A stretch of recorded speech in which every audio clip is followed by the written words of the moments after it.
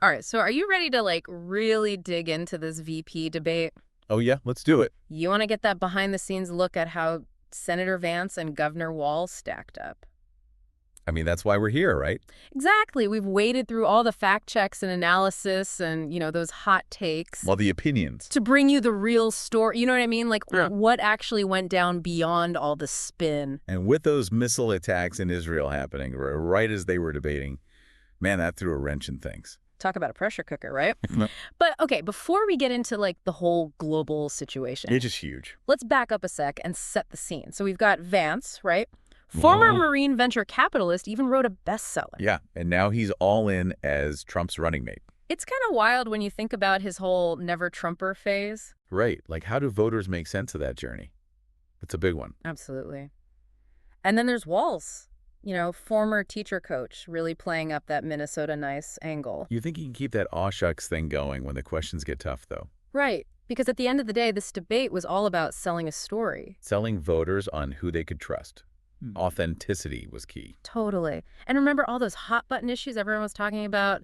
The Middle East, climate change, immigration, the economy, they were all there front and center. It was like they tried to squeeze every major issue into that one night. Didn't it?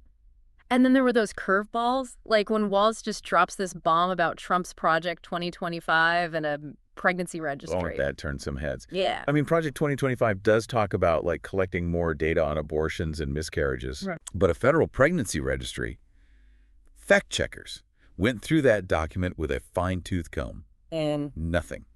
No evidence at all.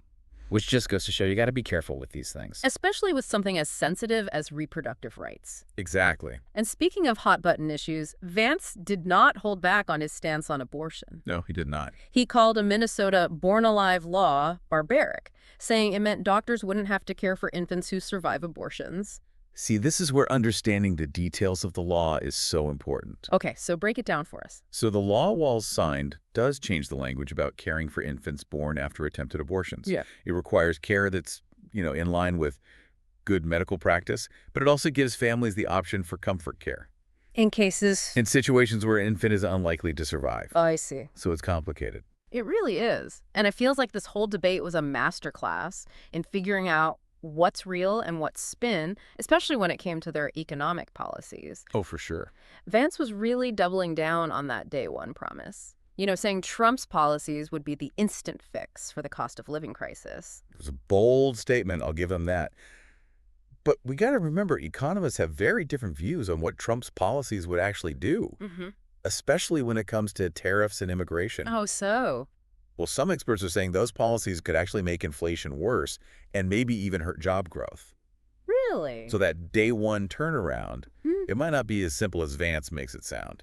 Interesting. Yeah, a lot to unpack there. It was like Vance was saying, look, elect Trump and all your economic worries are gone. Poof. Just like that. Instant relief. Who wouldn't want that? Exactly. But Walz, he kind of took a different road, didn't he? Yeah, he did. Instead of trying to match that day one thing, Walz shifted gears and focused on Harris's economic plans. Interesting.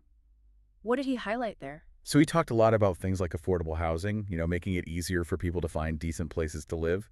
And then there were the tax cuts specifically aimed at the middle class. I can see how both strategies could work. Right. People like the idea of a quick fix, but then again, a long-term approach might appeal to some voters too. For sure. It all comes down to what people prioritize. Absolutely. Okay, but before we wander too far off into, the weeds of economic policy, Right. Always a rabbit hole. we got to circle back to those fact checks. Because remember when Vance said Biden unfroze $100 billion in Iranian assets? Oh, yeah, that one made the rounds. But hold on a sec.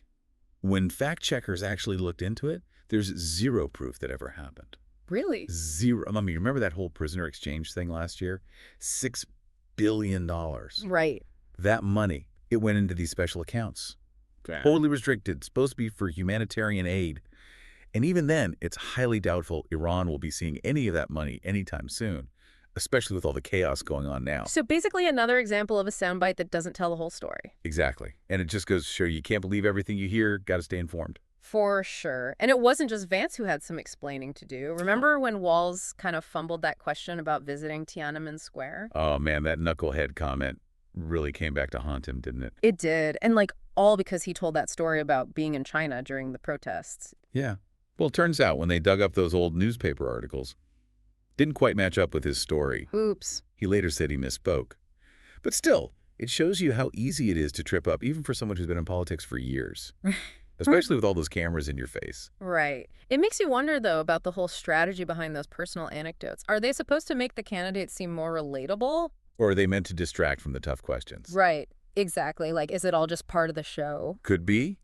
But, you know, Vance's team, they went into this debate ready to counter what they called Walz's folksy charm and his tendency to, like, dodge the hard questions. Really? Yeah. They prepped Vance to call him out on that, make him actually address the issues head on. Interesting. So did it work? Did they manage to crack that Minnesota nice facade? There were definitely a few times where Vance directly challenged Walz's record, especially on immigration. That got pretty heated. And Vance didn't shy away from hitting back at Walz's more progressive views on abortion either. Which is where, I guess, Walz's whole mind-your-own-business strategy came in, right? Exactly. He used that line a few times, mainly when he was defending his stance on abortion rights. Interesting. Because on the one hand, it's like he's saying, hey, this is about personal freedom, which, you know, resonates with a lot of voters. Totally.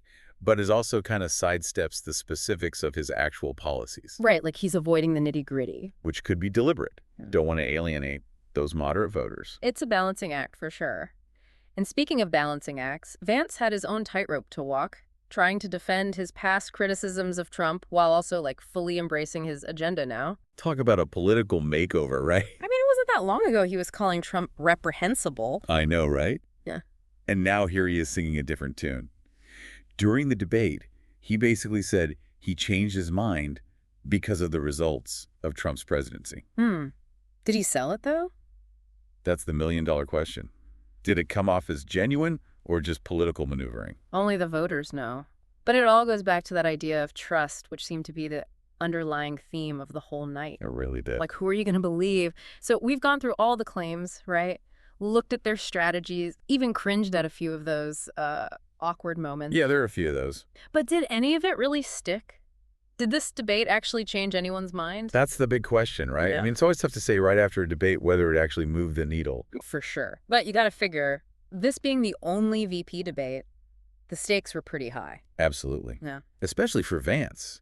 He's still kind of an unknown quantity on the national stage, right? Right. So this was his chance to step out from behind the podium and show voters who he is, what he's all about. And he definitely tried to do that. He really played up his background, you know, working class roots, military service. He was hitting those points hard. And that whole thing about fighting for the forgotten Americans. Right. Trying to make that personal connection.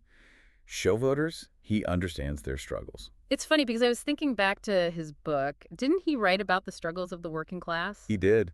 Not that long ago either. Exactly. Like maybe his team figured, hey, let's remind people of that, make that never-Trumper thing seem like ancient history. It's a good strategy. Appeal to those values. Right. And then you've got Walz playing up his experience as governor, that whole pragmatic, get-things-done persona. Right, steady as she goes. He really emphasized his record on things like education and healthcare, presenting himself as the safe choice, I guess you could say. Yeah, that get things done vibe is interesting, right? Yeah. Because it's such a contrast with Vance and his whole day one promise. Totally. It's like two completely different approaches. And they're probably going to appeal to very different voters. Some people want to hear about those quick fixes, while others might be looking for a more cautious approach. Absolutely. And, you know, it wasn't just about the policy positions either. It was about how they performed under pressure, how they connected with the audience beyond just the words themselves. Body language, tone of voice, all of that plays into it. Totally. Did you notice any of those little moments? The ones that kind of reveal what they're really thinking? Now that you mention it, I do remember when Walz used that mind your own business line about abortion. Oh, yeah. Vance seemed a little thrown by that. He did, didn't he? Like he wasn't sure how to respond to that folksy approach. It's like Walz found a way to disarm him a little bit. Maybe. And goes back to what we were saying about strategy. By framing his stance as a matter of personal freedom, Walz might have neutralized a potentially explosive issue. Interesting. And let's not forget the elephant not in the room, Trump.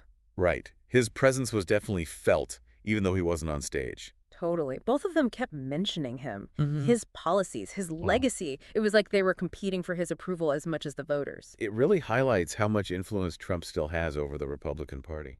Doesn't it? Vance is walking a tightrope here, trying to appeal to Trump's base without alienating those moderate voters. It's a tough balancing act for sure. So where does this leave us? The debate's over, the pundits have weighed in. What are your final thoughts? Did it make a difference? It's hard to say, Yeah.